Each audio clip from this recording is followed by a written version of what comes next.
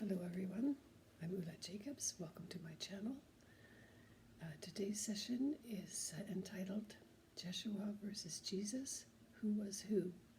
And before we begin, I'd just like to read the disclaimer out of my second book here, which is appropriate right now.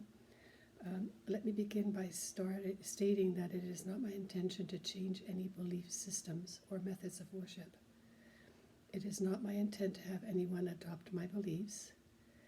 The purpose of this session is to provide an alternate view of the teachings presented 2,000 years plus ago by JESHUA ben Joseph.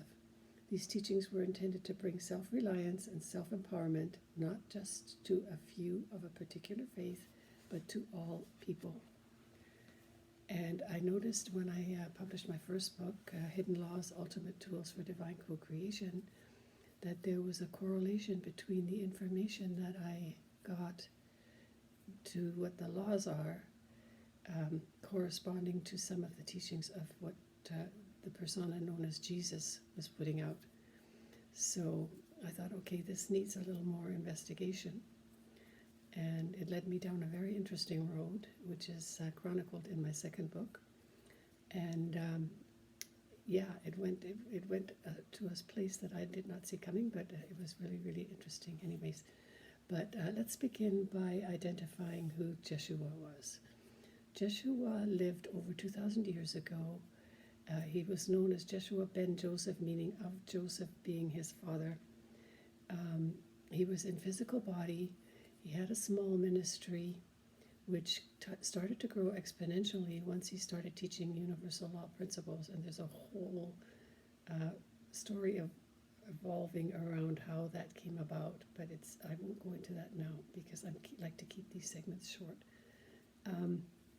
There was a very oppressive ruling regime at the time, and he basically came to uplift humanity, to teach self-empowerment via using the laws as such, and to have people understand personal power is available through the use of the laws.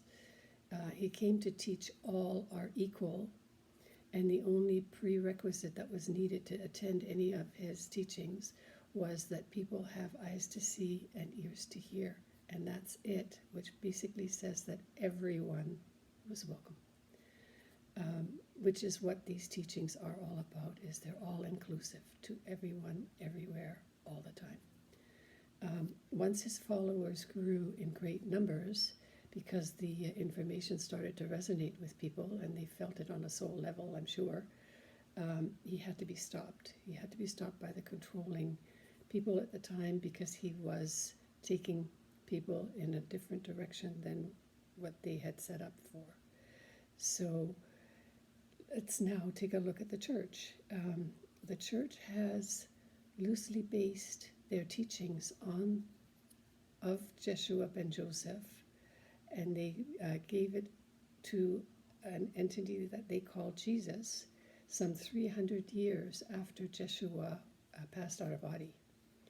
So this is a while back, between the two things happening, but they had basically adopted some of his teachings. And the teachings that they adopted were the ones that supported their views, and basically for subservient devotion, with an icon that they placed above everyone else, which is also not what the teachings of JESHUA were. But anyways, we'll continue. The patriarchal system of the time chose to give all the disciples English names, even though the whole thing took place in the Middle East, and they did not even acknowledge the fact that one of them was a woman. But let's go into the differences here between religion and spirituality, and we'll continue on with the rest of this the way it unfolds. First of all, one is for self-empowerment, and the other one is for serving a higher power. And to that, I'd like to say that there is no higher power. We all carry the life-giving spark of the Creator, and that makes us all the same. And that's what the teachings of Universal are. We are all the same. There is no higher power above us, because we carry that within us, that higher power. with regards to being equal, everyone is equal under the law of universal law, but in the church, it values those that are part of their club and acknowledged only their teachings.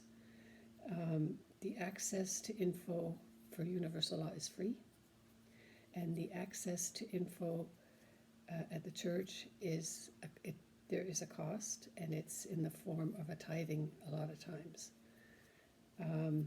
One is universal law based, and one is man-made. And to that, I'd like to say that Creator doesn't have any affinity with any religion, only universal law, because it's created by Creator. And all religions, every one of them, was created by man. So this is a huge, huge difference here. Another difference is also the portrayal of women, and in particular Mary Magdalene. And the church will have you believe that she was a prostitute. But there's evidence there that is completely off base to that fact. Or not non-fact, actually, I should say, because she was the author of a gospel, and she was also the partner of JESHUA. And to have been the author of a gospel means that she had intelligence and she had the ability to be able to create a gospel. And she was actually revered by JESHUA as an equal, which is really awesome too.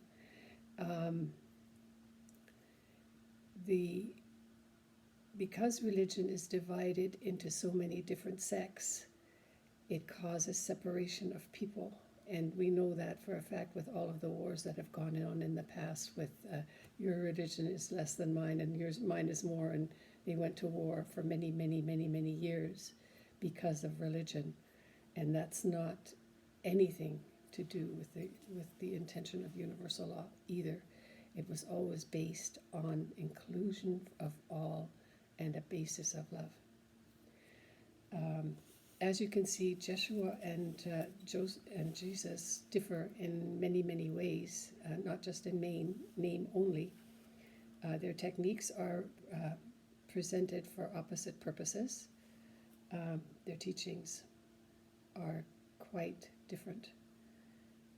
Somewhat the same, but in that all the empowerment stuff from JESHUA was left out on the church side. JESHUA was the man in body over 2,000 years ago, and Jesus is a loosely based icon created by the church for the purpose of control. My second book is entitled They Call Me Jesus, a Name That Was Never Mine, because it never was his. He was always JESHUA ben Joseph, the real person that was there bringing these teachings. Now let's examine one of the statements here that just is just not with any purpose whatsoever, in my opinion. It is, he died for our sins. Okay, when we look at that, I'm going to be reading out of my book here. Referring to Jesus, I have heard people say, he died for our sins. What does that mean? We can sin all we like because he died? There is no more sin because he died? Our sins are forgiven because he died?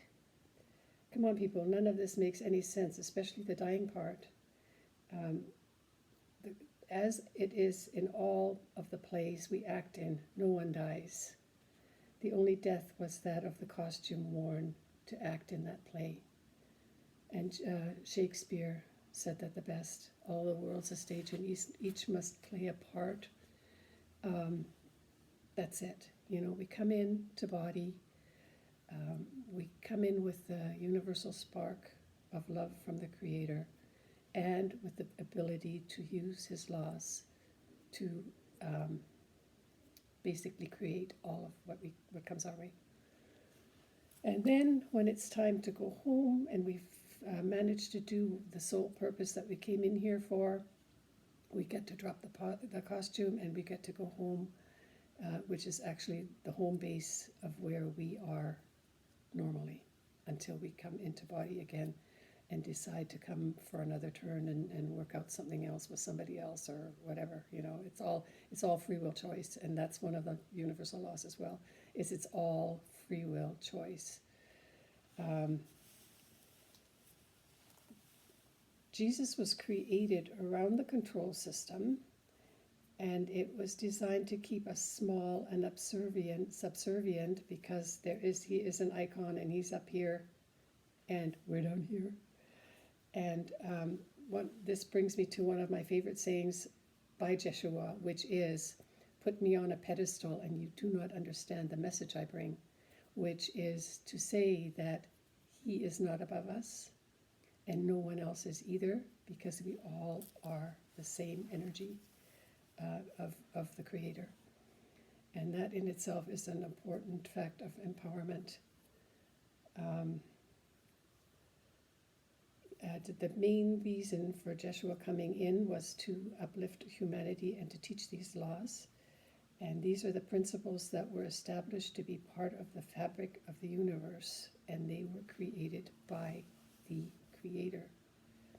If you consider any part of these statements as blasphemous, I would say to you, the real blasphemy is taking the true teachings of JESHUA ben Joseph and changing them to fit a system of control, rather than to empower as they were intended to do. It is not only for a few, but for all people. This information is important, and it was important then, it's still important now, and it will be forever, because this is the fabric of the universe, part of the quantum mechanics that has come to light as well, where these laws exist and work and will always be. So it's interesting to get to know these laws and understand what we can do with them. The other thing I wanted to say was that when this book came about, it came about from the first book, as I mentioned. It was, I have a guide that worked with me on this. His name is Rabuni, and he was there at the time, so I do understand and acknowledge and actually feel that this is correct information, because it's coming from someone that was there at the time, as I was too in another form as well. And I guess this is why this whole journey is so dear to my heart, because I was there as a support system to get the information out at that time, and these laws are a part of me, and I am now trying to see that they get to see the light of day again, because as we go further and further into Aquarius, this is the time for people power, and it's the time for all will be revealed. And I honestly think that this is going to come much more towards light, to the light of day, that people get to use these great principles again for their own empowerment, and to take on their lives and just understand what we can do for ourselves. No one else needed. That is it for now, and I will try and do another video. And since I already mentioned it earlier, I think that one is going to be on free will. Thank you for listening. Let's shake it up.